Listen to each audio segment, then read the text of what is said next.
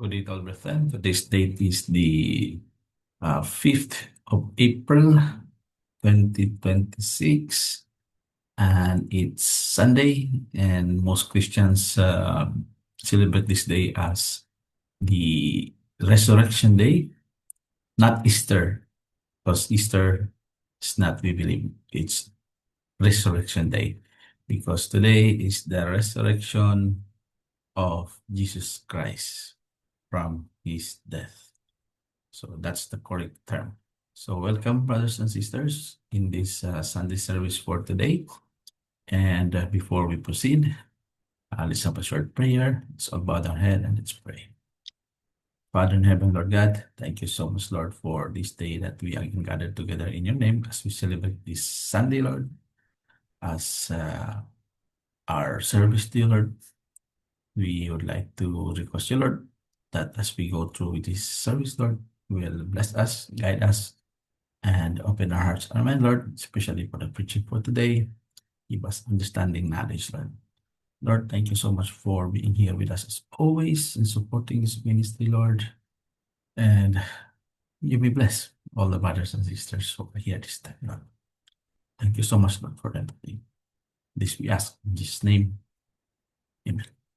All right, brethren. So before we proceed to the scripture reading, let's offer a song for the Lord today. Thank you so much once again and welcome. Griefs to bear, what a privilege to carry everything to God in prayer. Oh, what peace we often forfeit. Oh, what needless pain we bear. All because we do not carry everything to God in prayer. Heavy trials and temptations, is there trouble anywhere? We should never be discouraged. Take it to the Lord in prayer. Can we find a friend so faithful,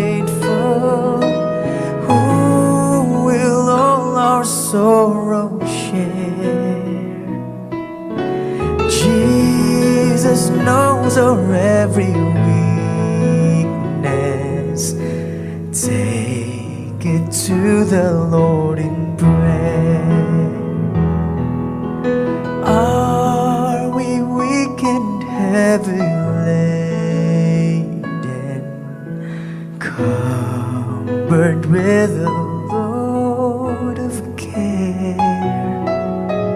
Precious Savior, still our refuge. Take it to the Lord in prayer. Do your friends despise, forsake you? Take it to the Lord in prayer. In His arms He'll take and shield you. We will find a solace there. In you we'll find a solace there.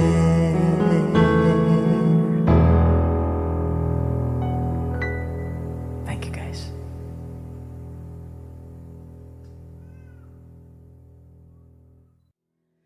What a friend we have.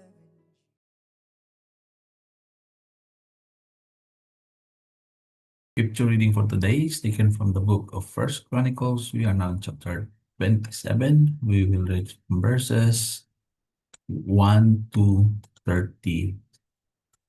1 to 34. Military divisions. First Chronicles chapter 27, verse 1. Now the children of Israel, after their number, to wit, chief fathers and captains of thousands and hundreds, and their officers that served the king in any matter of the courses which came in and went out month by month throughout all the months of the year of every course were 20,004,000. Over the first course for this first month was Jashubim, the son of Sabdiel, and in this course were 20,004,000. Of the children of Perez was the chief of all the captains of the host for the first month. And over the course of the second month was Dodai, the Ahohite, and of his course was Mekloth, also the ruler. In his course likewise were 20,004,000. The third captain of the host for the third month was Benaniah, the son of Jehoiada, chief priest, and in his course 20,004,000. This is that Benaiah, who was mighty among the 30 and above the 30, and in his course was Amizabad, his son. The fourth captain for the fourth month was Asahel, the brother of Joab, and Zebadiah, his son after him. And in his course were 20,004,000. The fifth captain for the fifth month was Shamhut, the Israelite, and in his course were 20,004,000. The sixth captain for the sixth month was Ira, the son of Achish, the Tekoite, and in his course were 20,004,000. The seventh captain for the seventh month was Helis, the Elonite of the children of Ephraim, and in his course were 20,004,000. The eighth captain for the eighth month was Sebekai, the Hushathite of the Hazarites, and in his course were 20,004,000.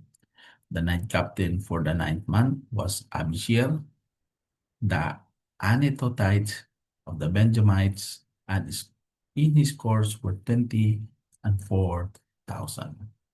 The tenth captain for the 10th month was Maharai, the Netophathite of the Sarites, and in his course were 20,004,000. The 11th captain for the 11th month was Benaniah, the Piratonite of the children of Ephraim, and in his course were 20,004,000. The 12th captain for the 12th month was Heldai, the Netophathite of Othniel, and his course were 20,004,000. Leaders of tribes. Verse 16. Furthermore, over the tribes of Israel, the ruler of Reubenites was Eleazar, the son of Zechri, the Simeonites, Sepatiah, the son of Maacha. Of the Levites, Shabiah, the son of Kimuel. Of the Aaronites, Zadok. Of Judah, Elihu, one of the brethren of the David. Of Issachar, Omri, the son of Michael. Of Zebulun, Ishmaiah, the son of Obadiah. Of Naphtali, Jeremoth, the son of Ashriel. Of the children of Ephraim, Hoshiah, the son of Haziah. Of the tribe of Manasseh, Joel, the son of Pedaiah. Of the tribe of Manasseh in Gilead, Edo, the son of Zechariah. Of Benjamin, Jaasiel, the son of Abner. Of Dan, Azarel, the son of Jehoram. These were the prince of the tribes of Israel. But David took not the number of them from 20 years old and under, because the Lord had said he would increase Israel like to the stars of the heavens. Joab, the son of Zeruiah, began to number, but he finished not, because there fell wrath for it against Israel. neither was the number put in the account of the chronicles of King David. And over the king's treasures was Ashmaveth, the son of Adiel, and over the storehouses in the fields, in the cities, in the villages, and in the castles was Jehonathan, the son of Hosea. And over them that did work of the field for tillage of the ground was Esri, the son of Shilum. And over the vineyards was Shimei, the Ramathite. Over the increase of the vineyards for the wine cellars was Sabdi, the Shepmite. And over the olive trees and the sycamore trees that were in the low plains was Baalhanan, the Jederite, and over the cellars of oil was Joash. And over the herds that fed in Sharon was Shetrai, the Sharonite, and over the herds that were in the valleys was Shaphat, the son of Adlai.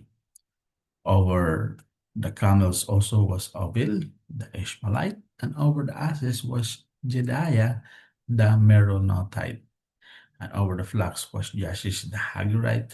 All these were the rulers of the substance, which was King David's.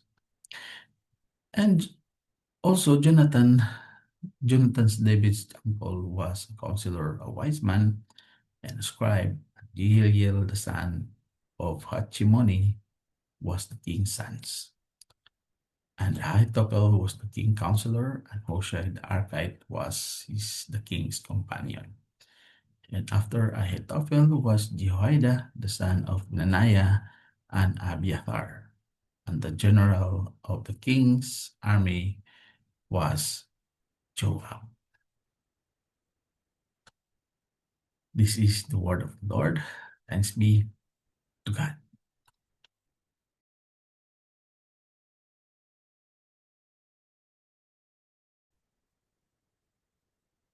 It's all about our heads, brothers and sisters, for our intercessory prayer. Our Father in heaven, Lord God, we are coming to you, Lord, in your throne, Lord. We are humbly needing, Lord, asking, Lord, for all our prayers, for our requests, for all our desires.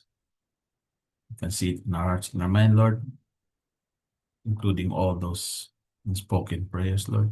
We pray that you will grant all these things to us in your time and in your will. Lord, I'd like to request you, Lord, that today you will give us this special day to remember you, Lord, because today is your day, Lord, that we have spent for you, Lord, and that we would like to ask favors of all our brothers and sisters, whatever it is, Lord, the request, Lord, that this would be granted to them, Lord, in your time and in your will. Lord, we'd like to continue to pray for each and every one of us, including all our families, all family members, friends, colleagues, everybody, Lord, that's connected to us, Lord. We pray that you will protect them, bless them, and those who are sick this time, Lord, heal them, Lord, touch their bodies, and heal them instantly, Lord. We will continue to pray, Lord, for our jobs and the opportunities that you have given to us, Lord. Thank you so much, Lord, for everything. And that we have many problems that we face, challenges, but all these things are answered, Lord, by you, Lord. With the help of you, Lord, we are able to achieve all the things that we are facing, Lord. And that there are problems out there that far beyond our control, far beyond our capacity, Lord. We would like to ask you, Lord, to help us solve these problems because you are the only one who can save us. We lift up to you, Lord, and you are the one who can trust, who we can trust, and nobody else.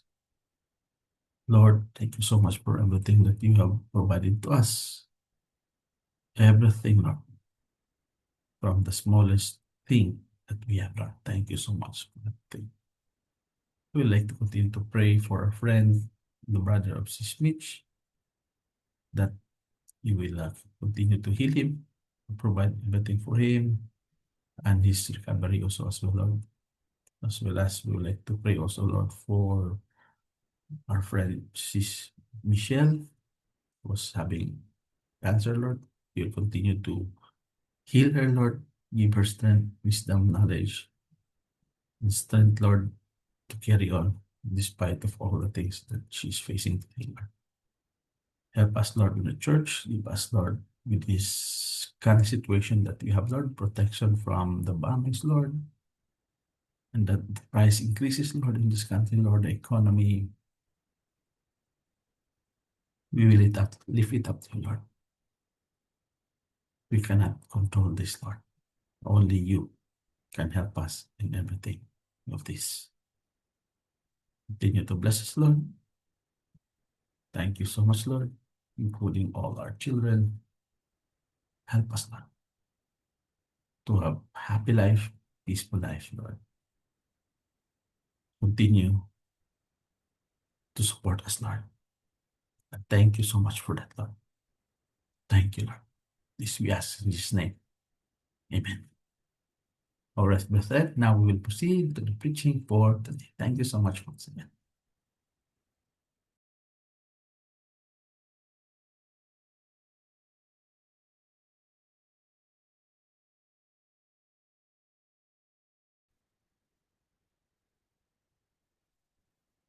Good day once again, brethren. And now we are coming into our preaching for today. And the title of this preaching is Indecision After the Resurrection. So, what is it with you after the resurrection of Jesus Christ?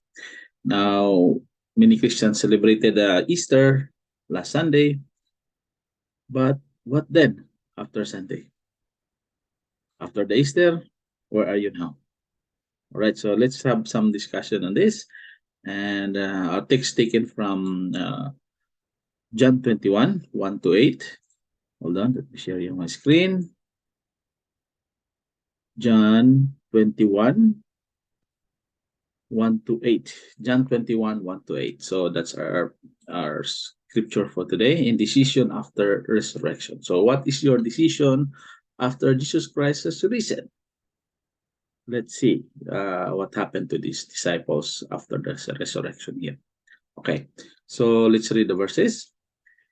Jesus appears to 7 disciples. Okay. After these things, Jesus showed himself again to the disciples at the Sea of Tiberias. And on this wise showed he himself. There were together Simon Peter, and Thomas called Didymus, and Nathanael of Cana in Galilee, and the sons of Zebedee, the two other of his disciples. So Simon Peter said unto them, I go a-fishing. They say unto him, we also go with thee. They went forth and entered into a ship immediately. And that night they caught nothing. But when the morning was now come, Jesus stood on the shore, but the disciples knew not that it was Jesus. Then Jesus said unto them, Children, have ye any meat? They answered, No. And he said unto them, Cast the net on the right side of the ship consistently. It is considered as the highest attended day of the year in the church. So many people go. Highest number of worshippers go to the church during that day. Right? Okay? So, the same statistics also reveal, this is the other side of that, the same statistics also reveal that in majority of the churches all around the world, the Sunday following the resurrection day is the least attended day of the year. See, this is the reverse now that we are seeing here. Sunday See, Resurrection Day, so many people go there for the Mass. But after next week, the week after the Easter Sunday that is they are celebrating, Resurrection Day, they are celebrating, it is the list of attendance in the church. People are going there. Very uh, uh, few people only go to church after the Resurrection Sunday. This is statistics. This is the truth. And I can see that one in my eyes because I was serving the church Catholic way before. And I know that. Okay. So there are many factors contributing to these numbers, but the reality cannot be denied. Okay. The reality cannot be denied. Even among those who are faithful in serving the Lord, there seems to be a decline in passion following Easter events. Okay? There is a decline. This may be due, at least in part, too much energy being focused on the Easter or the Resurrection Sunday, and a desire to relax a bit once the ministry emphasis is over. Yeah, this is very true. That once the Resurrection Day, the Holy Week was done, and you will find a little bit relaxed after the week next to the Holy Week. You will be relaxed. So that's why only a few people will go to church, go back to church, and again go to Mass. Now, so as we ponder this very real scenario that is happening now, we came to realize that it is a situation faced by many today. Okay? So, our spiritual lives are filled with highs and lows, of course. We have been there. At times, the decline from high to a low is gradual, slowly. And other times, it comes rather than very quick. It's very quick. That's how our highs and low decline with regards to our spiritual lives.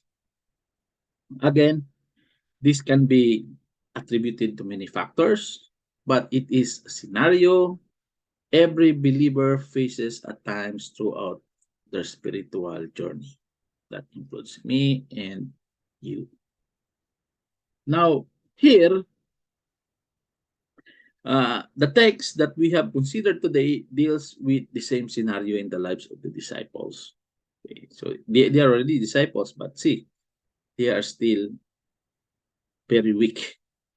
We say that they are weak. Okay, the text that we have considered today deals with the same scenario in the lives of the disciples. They had been through much in the recent days and weeks. Okay, the one they believed to be Christ had been crucified on the cross. Yes, there he died and was buried, and yet he rose again in triumphant life 3 days later. In fact, Jesus had appeared to these men in bodily form, speaking to them in the upper room. That's other verses. The evidence was clear that Jesus was alive. Jesus was alive. And yet, they were dealing with doubt and indecision. These two things, doubt and indecision. They don't know where to go, what to do. Continue our faith or no. So as we deal with the struggles often following a spiritual high, I hope the realities revealed in this passage will provide wisdom and strength to press through the difficulties. So as we consider these verses, let me preach to you this title of this preaching, Indecision After Resurrection. Right? So we have understood the verses that we have read, what really happened during those times with the disciples. So let's go to the first part. The first part is the discouragement they face. Discouragement they face. So in the opening verses, these are the opening verses here. In the opening verses of our text, we discover the great discouragement these men faced shortly following the resurrection. Okay, so here, discouraged. They are very discouraged. So let's consider this. What's you need to consider? Their decision. Okay, let's look at their decision. Now here, the verse says, after these things, Jesus showed himself again to the disciples, the sea Tiberias, and on the wise showed he himself. Okay, so here we can see that in the preceding verse, it says, Simon Peter, see here, in verse 3, Simon Peter said unto them, I go fishing. They say unto him, we also go with thee. Okay, we also go with thee. So here we discover the first sign of genuine discouragement. Genuine discouragement on the part of these disciples. Why? Peter decided that he would go fishing. He decided that he would go fishing, and the others also decided to join him. Now, similar of these men had been fishermen prior to the call to Jesus, to follow Jesus, right? We know that they are fishermen before. And this is not highly unusual, and I am not criticizing their desire to fish and provide for their families, of course. However, most scholars, the one who study the Bible, most scholars agree that this was not a leisurely fishing trip. They are not going there for leisure only. Nor it was an attempt to gather needed provisions. Okay? So what this is all about? Many scholars contend this was a conscious decision. This is a decision to return unto the life and employment they knew prior to following the Lord. So they want to go back to their previous lives, being fishermen. Instead of being follower of Jesus Christ, spread the gospel, what they did, they want to go back to their old life, being fishermen. So these men were struggling with their faith. Very clear that they are struggling with their faith and the call to serve the Lord. They are struggling with that, with those considerations, brethren. They are struggling with their faith, these disciples. Now, see, lest we become critical of them, I think we all have to agree that we have dealt with the same similar emotions, even making similar decisions like them. We, us. Yeah, of course. These decisions, brothers and sisters, are often made in times of weakness or at times when we're very exhausted, much energy in serving. Yeah, it's true. It's true. And fail to see the desired results. We have put so much effort and we didn't see any results like what the disciples of they have done all the things with the Lord, but they are still discouraged because of what happened to Jesus Christ, that he died. So no doubt we all have struggled with our faith and questioned if we were actually doing what the Lord desired of us. Very true. Very true, brothers and sisters. Now that's for the decision. Let's go to the diversity. Okay, the diversity. Now, let's read here. There were together Simon Peter and Thomas called Didymus and Nathanael of Cana in Galilee and the sons of Zebedee and two other of his disciples. Simon Peter said unto them, I go fishing. They say unto him, we also go with thee. They went forth and entered into a ship immediately. Okay, did you see that? They entered into a ship immediately. They say unto him, we also go with thee. Okay. This is what they are telling. We also go with thee. So we know that Peter, James, and John were together. Yes.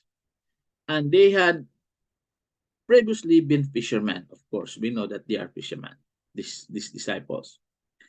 It is believed that Andrew and Philip were the two unnamed disciples here, along with Thomas and Nathaniel. Okay? So in all, 7 of the remaining 11 disciples, because Judas already hung himself, that's why 11, 7 of the remaining 11 disciples joined together on this trip. It appears these men were all dealing with questions of uncertainty. Undecided. These people are undecided. Keep in mind, these were the same men who followed Jesus. Hearing his wisdom, seeing his miracles, and even encountered him alive after resurrection. Yet, they are found struggling with their faith. They are found struggling with their faith. They are already disciples. So, brethren, this should in no way encourage us to doubt the Lord or question his call for our lives. But it does offer a measure of comfort. We are not the first to deal the difficulty regarding our faith. So, if you serve the Lord for any length of time, you will deal with seasons of doubt and uncertainty. This is very true.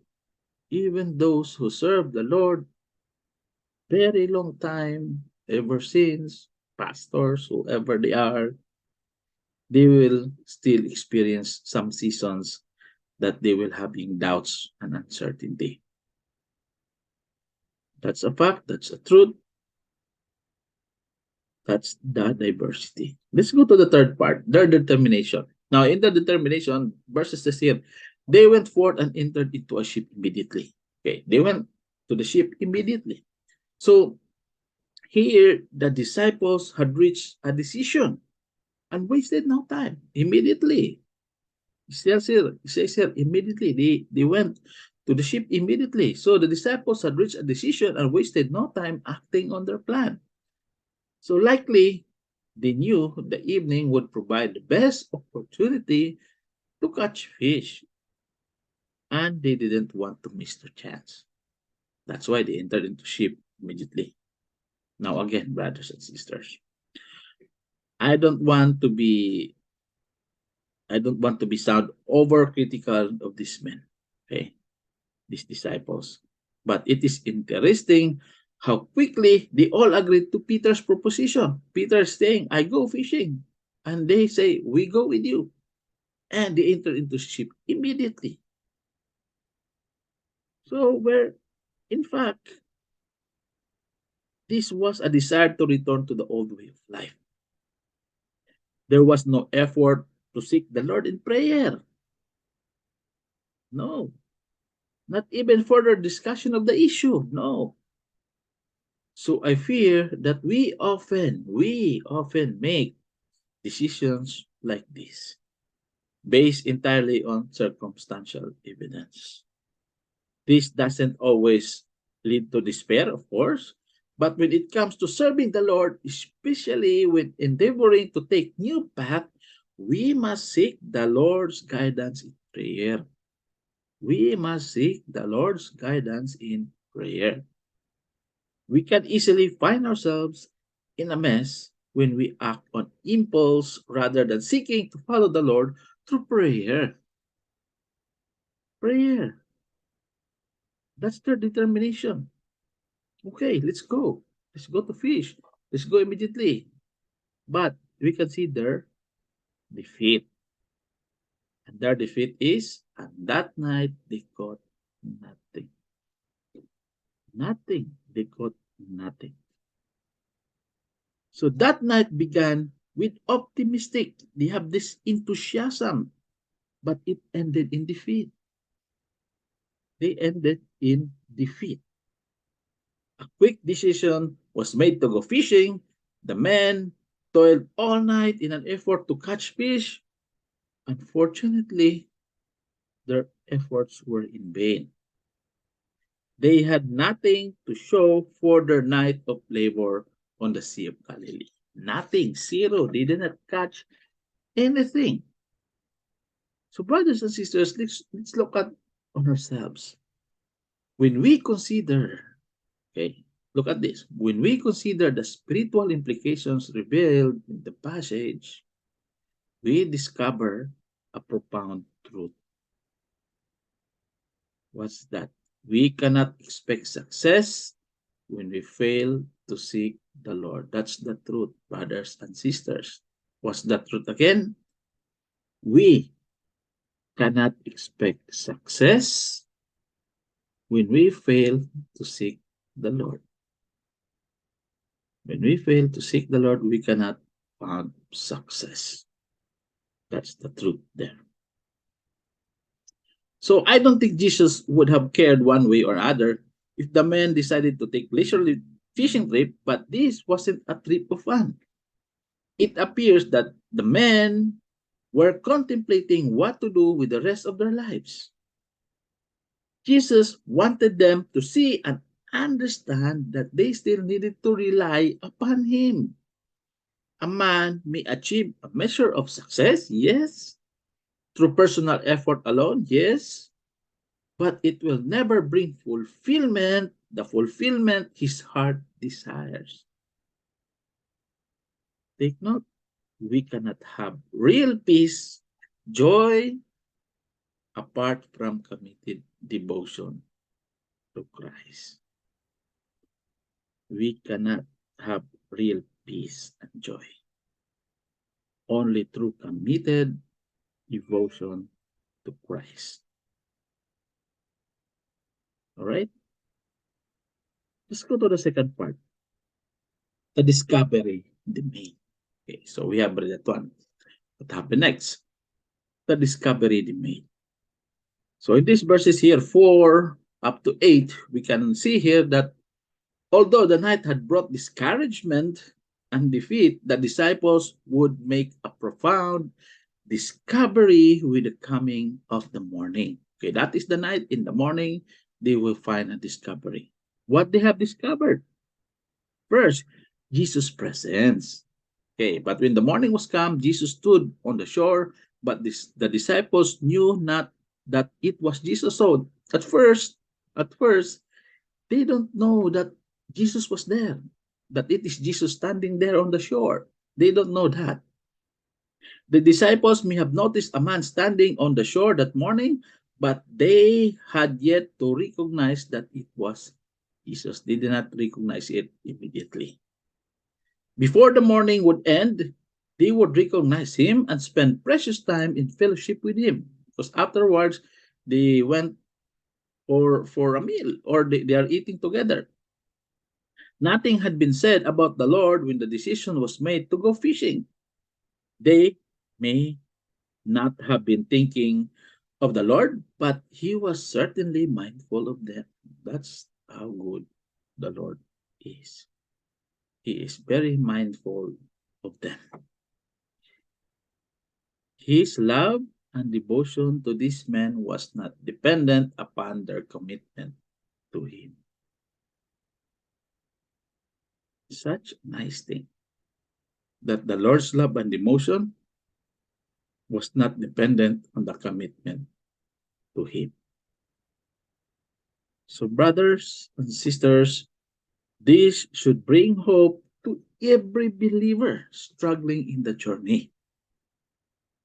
There will be some long nights of uncertainty, but when the morning comes, we can find Jesus standing on the shore.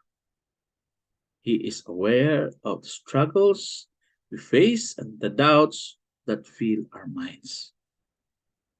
He knows when we are weary from the journey, contemplating our next move. The Lord is always aware of his own, and he will be there to provide the strength and guidance we need. we are never alone or forsaken. Again, we are never alone and forsaken. So, what other discoveries that they have found? Not only Jesus' presence here. Now, here, Jesus' perception. Okay. They have discovered Jesus' perception, and this is written here in the verses. Then Jesus said unto them, Children, have ye any meat? They answered, No. They answered, No. Now, we must understand that this was not a question seeking information, because of course, the Lord knows this was not a question seeking information. This was a question to cause reflection among the disciples. That is to reflect among the disciples. Jesus knew they had toiled all night. They are working all night and caught nothing. Jesus knew that. He was not being insensitive. Jesus was not like that.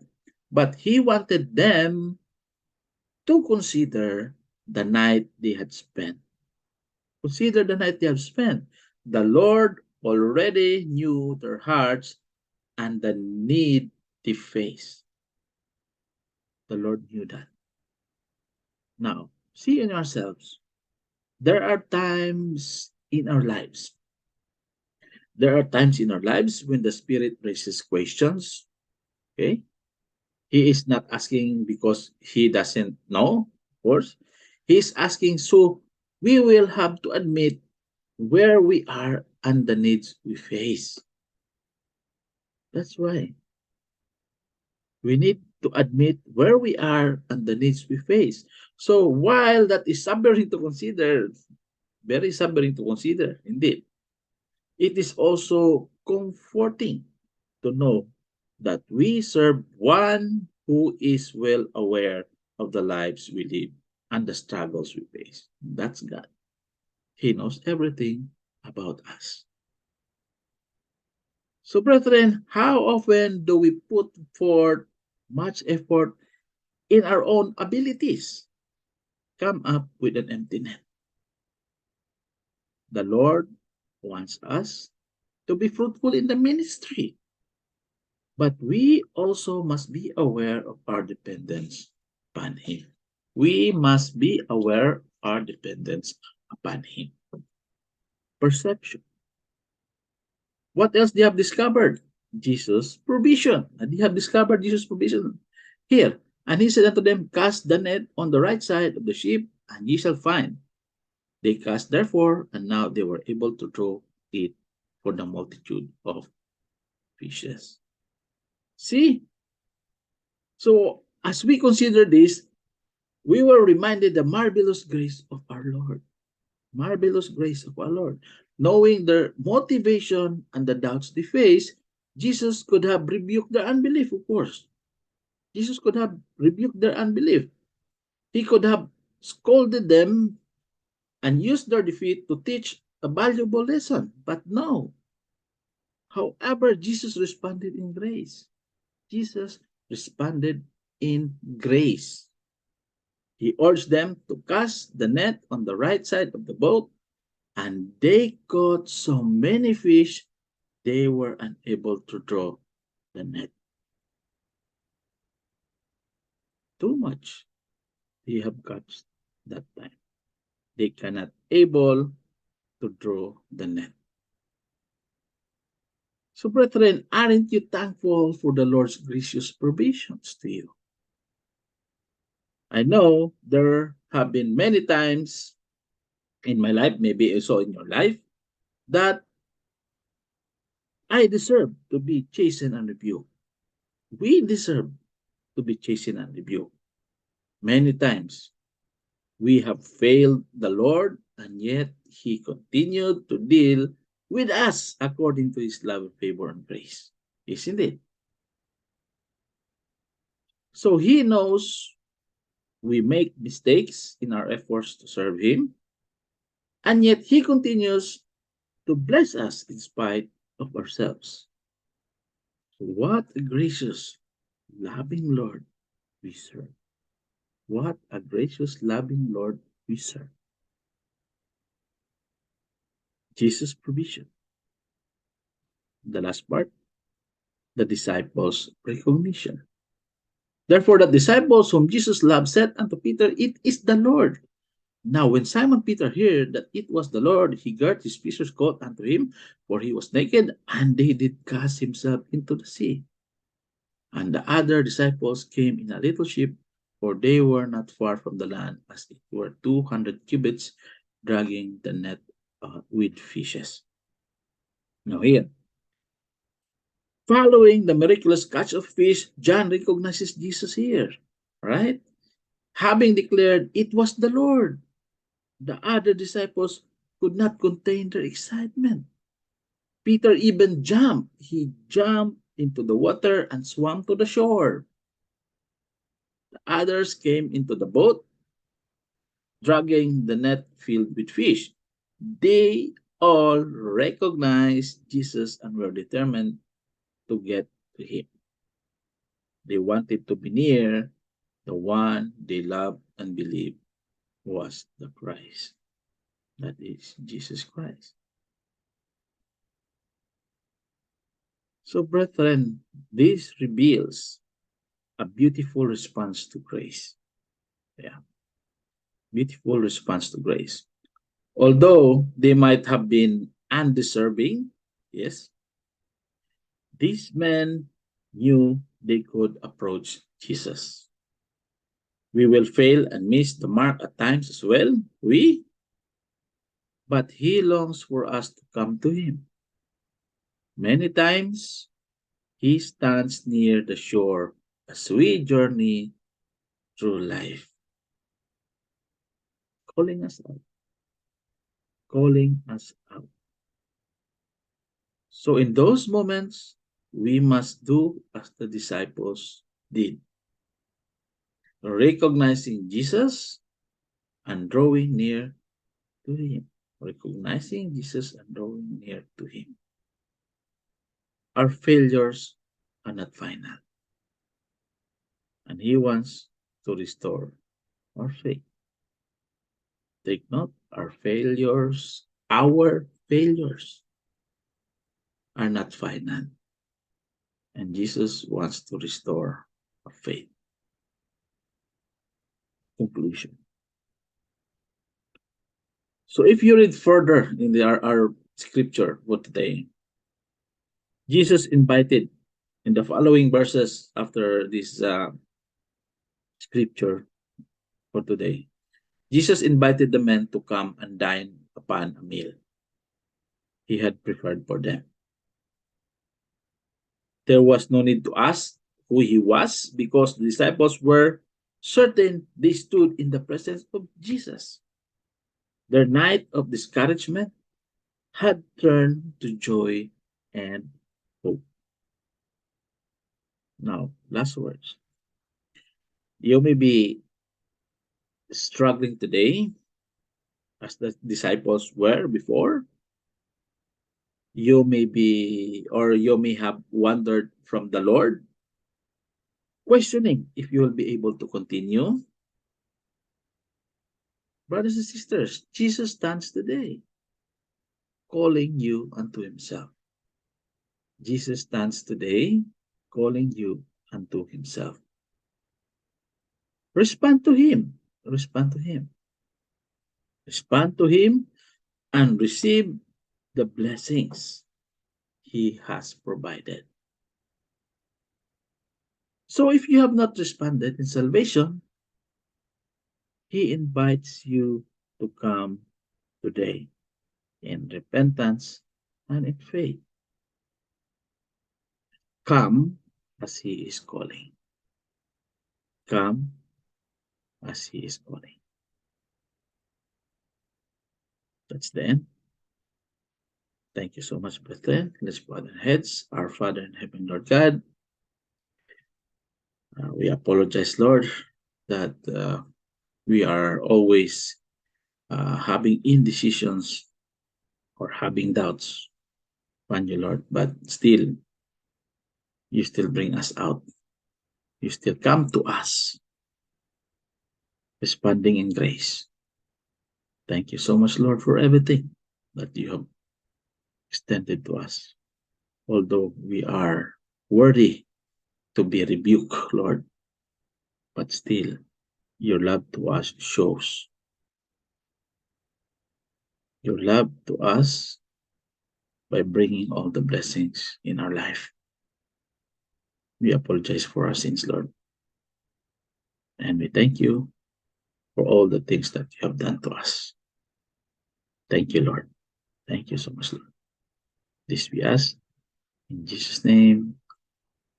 Amen. Right, there you go, brothers and sisters. Thank you so much for being here today. And I hope you be blessed with the preaching for today. God bless you all. Have a happy Sunday, brethren. Have a happy Sunday, brethren. Goodbye, and God bless you. Do your friends despise, forsake you? Take it to the Lord in prayer. In His arms He'll take and shield you. We will find a solace there, and you will find a solace there.